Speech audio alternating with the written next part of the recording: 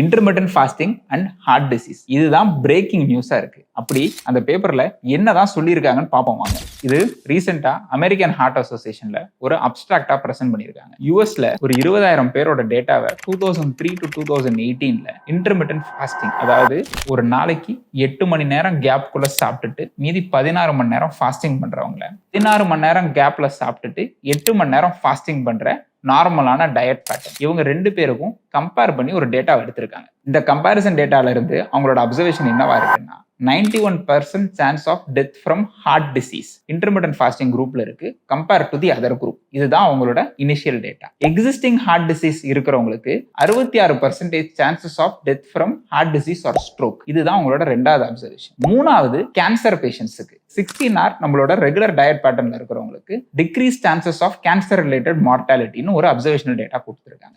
இந்த early data வச்சு நம்ம இதை ஒரு அசோசியேஷன் ஃபேக்டரா தான் பார்க்க முடியுமே தவிர காசேட்டிவ் ஃபேக்டரா தான் பார்க்க முடியாதுங்க. நமக்கு இதுல இன்னும் ஃபியூச்சர் ரிசர்ச் வேணும், என்ன பயாலஜிக்கல் மெக்கானிசம்ஸ் தெரியணும், இந்த ஸ்டடியோட இன்னும் நிறைய டேட்டாவே வேணும் இன்டர்பிரட் பண்றதுக்கு.